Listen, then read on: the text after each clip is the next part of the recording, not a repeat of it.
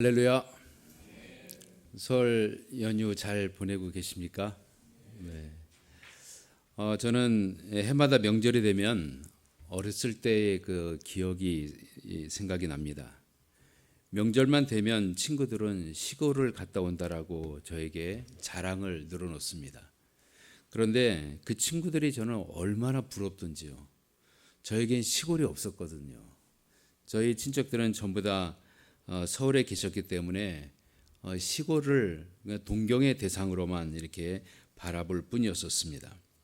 그래서 그런지 친구들이 시골을 갔다 오면 저마다 시골에서 할머니가 닭을 잡아줬다, 또 산에 올라가서 또 신나게 놀았다, 눈싸움을 하고 또 눈이 얼마나 많이 왔던지 눈 속에 폭 파묻혀서 또 전쟁놀이를 했다라는 이런 얘기를 들으면은 전 그냥 상상으로만 그 이야기를 이해할 수밖에 없었습니다.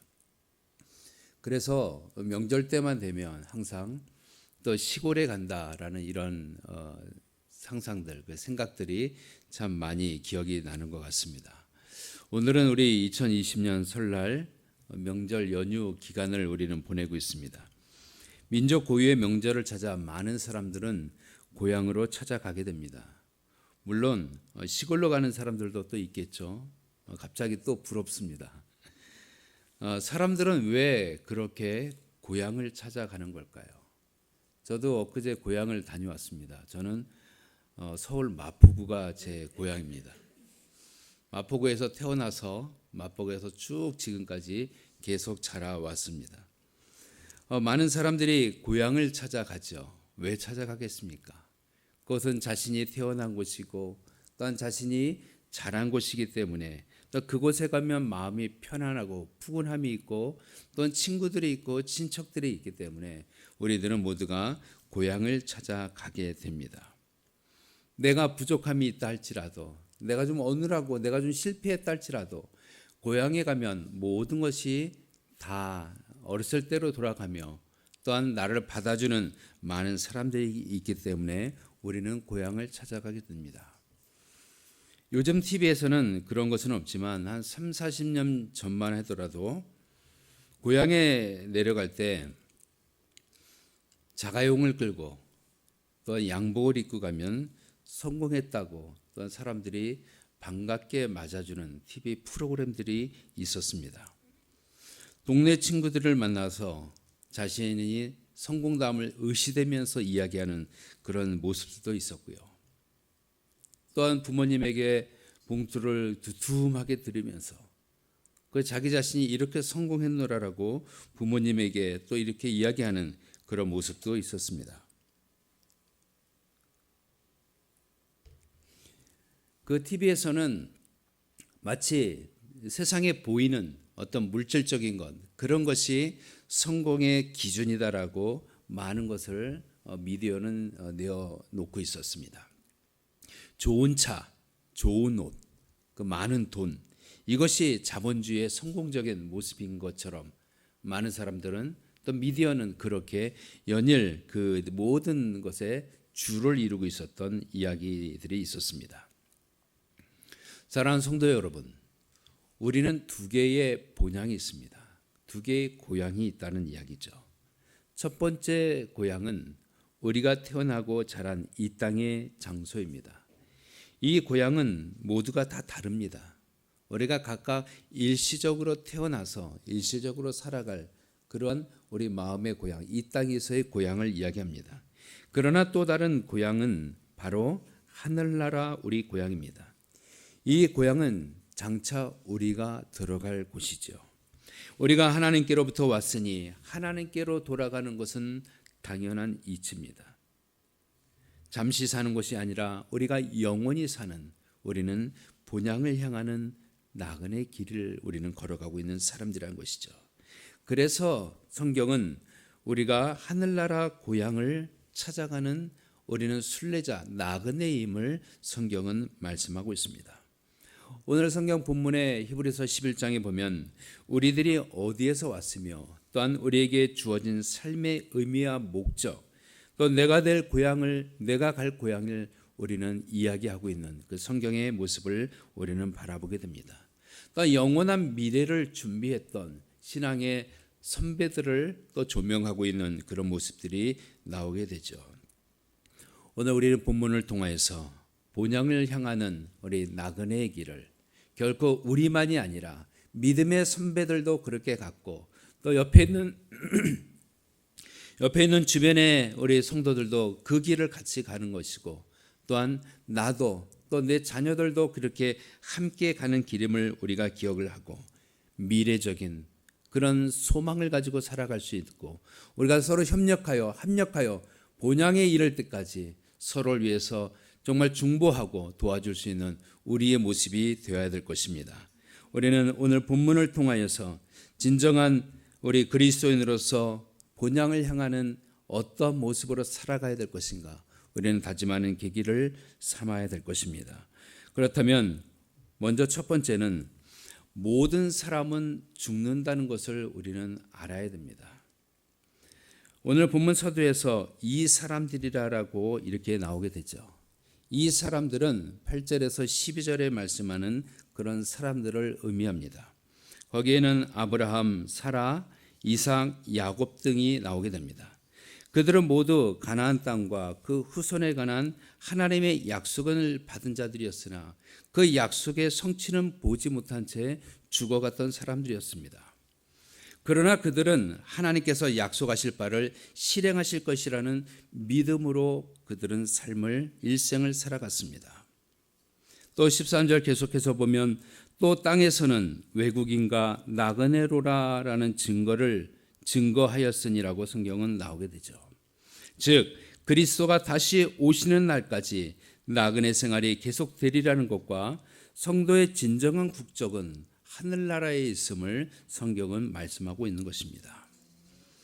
우리는 분명히 알아야 될 것은 믿음으로 우리는 영원한 본향에 간다는 사실입니다.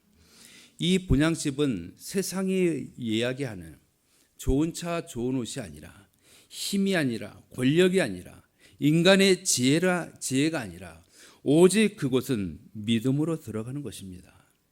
걱정 없고 고통 없고 근심 없는 그 나라에 들어가기 위해서 우리는 이 땅에서 믿음을 지키며 본향을 향하는 우리들의 발걸음이 있어야 된다라는 것입니다. 사람들은 세상에서 살면서 안전된 미래를 우리가 추구하며 보험이라는 걸 들지요. 여러분 혹시 다 보험을 들고서 살아가실 줄 압니다. 심지어 자동차 보험도 요즘에는 모두 다 들어야 되는 그러한 시대가 되었습니다. 이 보험이라는 것을 들리는 것은 우리가 미래를 알지 못하기 때문에 미래의 어떤 재해를 준비하는 우리의 삶을, 지혜로운 삶을 살기 위해서 우리는 보험이라는 것을 들게 됩니다. 그러나 많은 사람들이 이 현대를 살아가면서 우리 물질적으로 또는 우리 육체적으로 뭔가 당할 것을 대비해서 여러 가지 보험을 들지만 정작 우리의 영혼을 위해서는 많은 사람들이 이 보험을 외면하고 있다는 것이죠. 이 보험은 바로 생명보험입니다. 주님께서 우리의 모든 삶을 짊어지실 것이라는, 우리를 천국으로 이끌어 주실 것이라는 그런 보험적을 살아가는 그런 우리들의 모습이 진정한 보험이라는 것이죠. 죽음은 모든 사람들에게 피해갈 수 없는 인생의 과정입니다. 결코 나에게 그것이 안 올 것이다라는 그런 믿음이 있는 사람들은 잘못된 것입니다. 모든 사람이 이 세상에 태어났으면 다시 하나님께로 돌아가는 것이 하나님의 법칙입니다. 올 때는 순서가 있었지만 갈 때는 순서가 없는 것이 또한 하나님의 법칙이기도 하죠. 이 땅에 왔으면 우리는 모두가 다시금 하나님께로 돌아가게 됩니다. 한 번 죽는 것은 정하신 것이라고 우리는 히브리서에 그렇게 성경에서 말씀하고 있습니다. 많은 사람들이 보험을 들고 있지만 우리 영혼에 대한 진정한 보험을 들고 있지 않은 많은 사람들이 있습니다.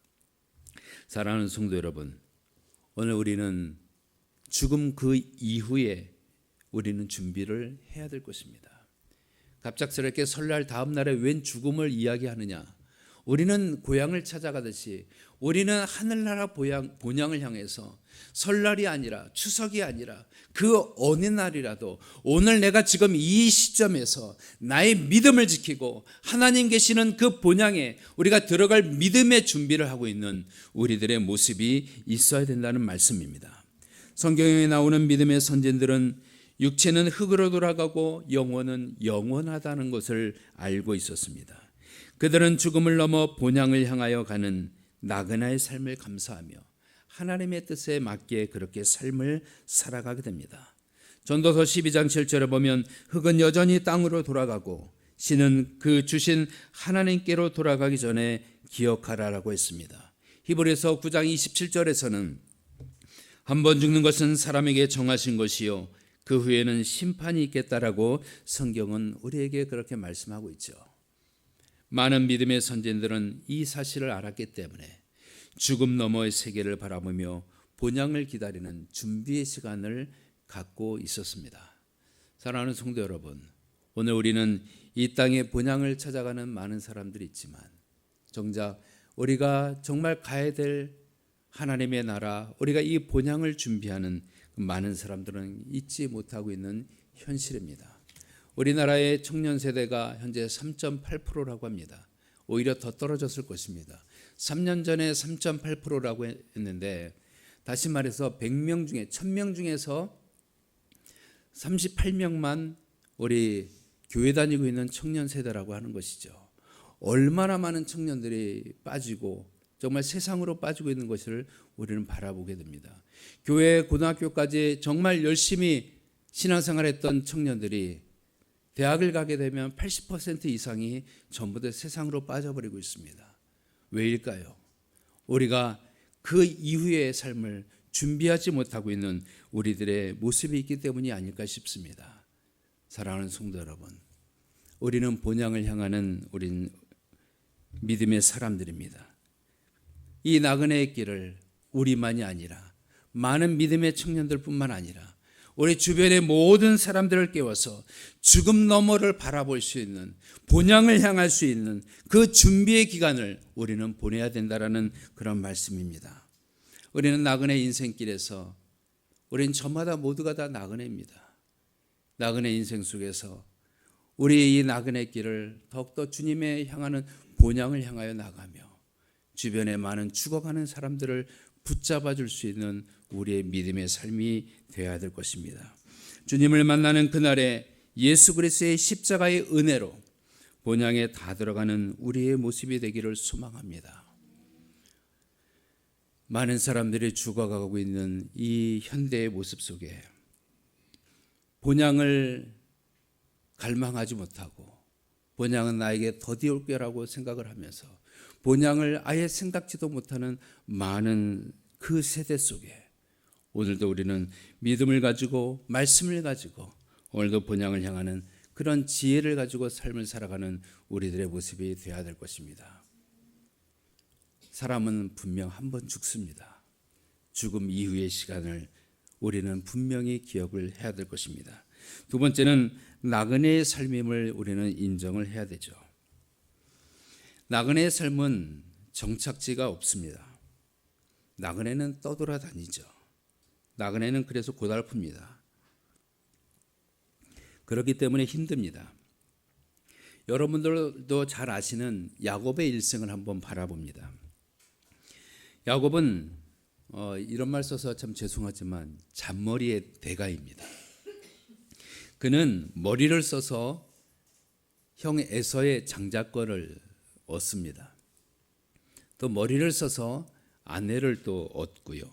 또 머리를 써서 그 많은 재산을 또 얻은 그런 부유한 사람이 됐습니다.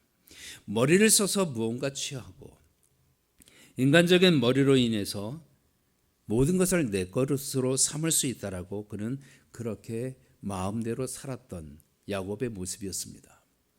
그러나 그가 야복 강가에서 하나님을 만난 이후에 그의 모든 인생이 바뀌게 됩니다. 하나님을 만난 그는 자기의 삶이 나그네의 삶임을 비로소 깨닫게 되죠. 그 나그네의 삶에서 정착지가 없고 떠돌아다니며 고달픈 힘든 그 인생길임을 마침내 발견하게 됩니다. 그는 애굽에 가서 그 바로 앞에서 이렇게 고백을 하게 됩니다. 야곱이 바로에게 아뢰되 내 나그네 길의 세월이 30년이니이다. 내 나이가 얼마 못되니 우리 조상의 나그네 길의 연조에 미치지 못하나 험악한 세월을 보내었나이다. 결국 모든 것을 취할 수 있고 모든 건 내가 잘났고 내가 머리가 좋고 내가 무언가 있고 나의 달란트가 있고 뭔가 할 수 있다라고 인간적인 방법을 추구했던 그 야곱의 모습이었지만 결과적으로 그 나그네 길이 130년이었고 그 길이 굉장히 험악한 길이었음을 고백하고 있다는 이야기죠.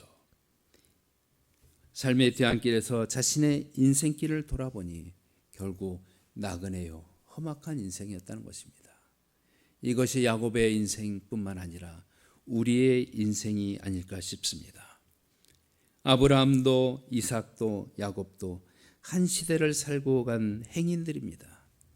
바울도 베드로도 모두가 다 그렇게 살다 간 나그네들이었습니다. 우리나라의 모습을 보면 박정희 전 대통령도 김영삼, 김대중, 노무현 모든 그 전 대통령들도 마찬가지로 이 땅의 나그네 인생을 살다 간 사람들이었습니다. 앞서간 사람들이 그랬듯이 우리들도 이 세상을 지나는 나그네임을 우리는 분명히 알아야 될 것입니다. 어렸을 때 그 친구들과 같이 땅 따먹기라는 그런 거를 했습니다. 그래서 혹시 기억나시는 분 있을지 모르겠는데요. 조그맣게 원을 그려서 돌을 하나 주워가지고 3번 튕겨가지고 다시 그 안에 들어오면 그만큼 갔다 온 그 영역이 저의 땅이 되는 것입니다. 저는 한때 그걸 얼마나 재밌게 잘했는지 저희 학교 초등학교 그 운동장 절반은 다 제 땅이었었습니다. 열심히 했고 그 운동장이 제 반이 제 땅이었었습니다. 나머지는 그 친구들 땅이었고요. 얼마나 부자든지요. 근데 학교까지 저희 집이 학교 앞이어서 학교 앞에 저희 어머니가 오셔서 저를 부릅니다. 상철아 밥 먹어라. 그러면 어떻게 합니까? 모든 제 땅이었다라고 했던 건 모든 것을 다 내려놓고 툴툴 털고 선을 걷던 것도 다 지우고서 집으로 돌아가게 됩니다. 내 것이라고 했던 모든 것들을 다 내려놓고 아무것도 아니었다는 거예요. 그냥 한밤의 꿈이었고 그것을 가지고 내가 무언가를 할 수 있을 것 같았지만 모든 것을 다 내려놔야 된다는 것이에요. 여러분 이것이 바로 나그네의 삶입니다. 내가 뭔가를 열심히 했고 이것이 다 내 것이라고 했지만 결과적으로 하나님께서 부르시는 그날에 우리는 모든 것을 다 내려놓고 하나님께 나가야 된다는 이야기죠. 이 세상은 영원히 살 곳이 아닙니다. 잠시 머물다 떠날 곳입니다. 부부들도 100년 가약을 맺지만 고작 100년밖에 안 됩니다. 중마고도 1명 2명 떠나게 됩니다. 지난주에 비보를 들었어요. 제 친구 한 사람이 세상을 떠났다는 이야기를 들었습니다. 저희 초등학교 동창인데 초등학교 동창 회를 여러분들도 다 하시죠? 안 하십니까? 저희는 이 카페에 밴드가 있었고 수시로 이렇게 대화를 할 때 어느 날 갑자기 그 친한 친구가 죽었다는 그 이야기를 듣고서 깜짝 놀랐습니다. 그리고 그 친구의 사진을 찾아서 이렇게 쳐다보니까 참 정말 인생은 믿을 만한 것이 못되다는 것을 다시 한번 절감하게 됩니다. 그 친구가 갔듯이 결국 우리도 이 세상을 떠나게 됩니다. 나그네의 인생길이죠.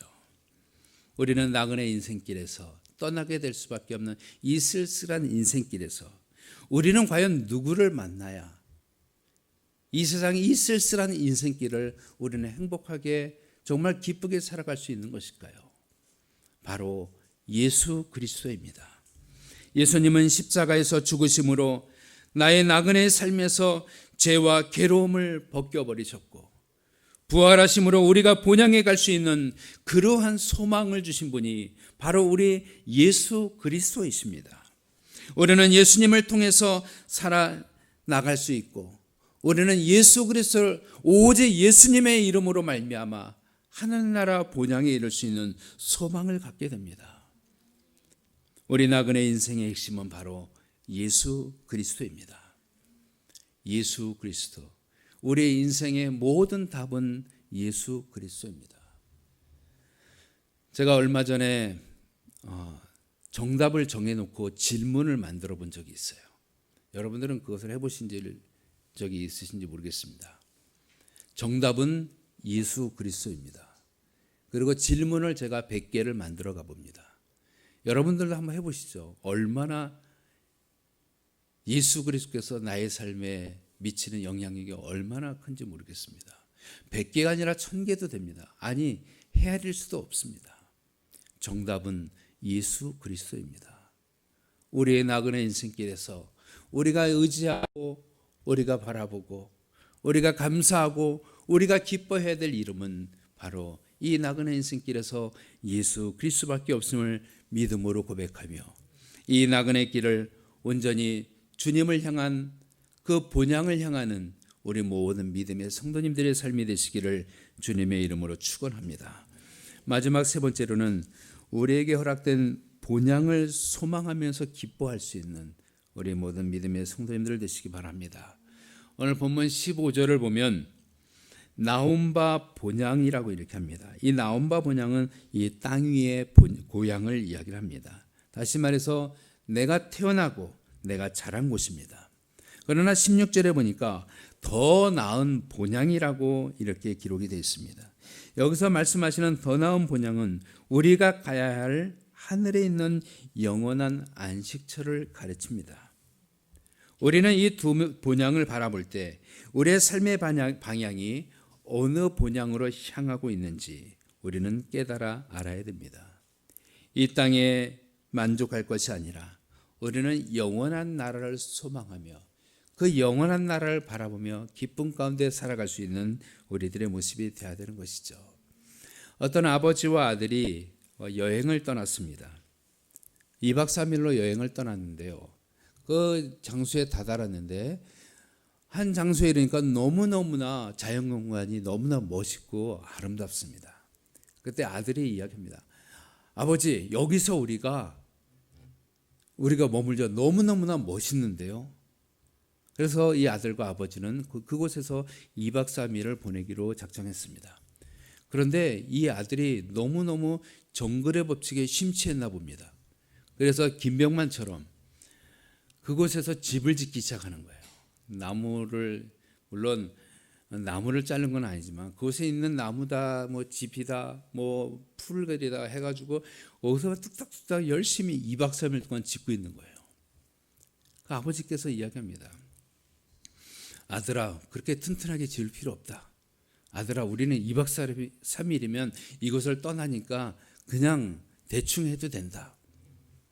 그래서 아들은 아버지의 말을 무시하고 계속 그렇게 짓고 있습니다. 그러다 2박 3일의 시간이 흘렀어요. 그래서 이제 떠날 시간이 됐습니다. 근데 떠나기가 너무 아까워요. 너무너무나 잘 지어놨기 때문이죠. 그러나 그것을 떠나가야 됩니다. 사랑하는 성도 여러분, 이 이야기에 좀 우리가 생각할 부분이 있는 것 같습니다. 우리가 아무리 열심히 지어놓고 우리가 아무리 정말 튼튼하게 지어놓는다 할지라도 그 기간이 되면 우리는 그것을 떠나야 되는 것이죠. 우리 인생 속에서도 우리가 아무리 열심히 살고 아무리 최선을 다해서 살았다 할지라도 주님께서 부르시면 그 장소를 떠나야 되는 것이 하나님의 법칙입니다. 물론 이 땅에서 대충대충 살고 그냥 하나님 나라만 바라보라는 의미는 아니에요. 이 땅에서의 삶도 충실하게 살아가야 합니다만 이 땅에서의 보이는 것에 마음을 빼앗겨서는 결코 안 된다는 것입니다. 그래서 잠언 4장 23절에는 모든 지킬 만한 것 중에 더욱 내 마음을 지키라. 생명의 근원이 이에서 남이니라라고 말씀하고 있습니다. 성도 여러분, 우리는 나온 바도 다 다르고 우리는 삶의 방식도 다 다르지만 우리에게 공통점이 있다면 우리는 동일한 본향을 향하는 나그네 된 사람들이라는 것입니다. 오늘도 육신의 고향을 찾는 많은 사람들도 있지만 우리는 생명의 본향인, 우리는 천국을 향한 순례자임을 결코 잊지 마시길 바랍니다. 우리가 본향을 바라보고 소망하고 있다면 결코 이 땅에서 우리가 위축되거나 비겁해지거나 그러한 삶을 살아가는 것이 아니라 우리는 좀 더 적극적이고 감사와 기쁨이 넘치는 삶을 살아가야 될 것입니다. 이 땅의 것이 썩어질 것이라고 알았다면 우리는 썩지 아니할, 우리는 영원한 소망이 있는 하늘나라를 바라볼 수 있는 우리는 믿음의 삶이 되어야 될 것입니다.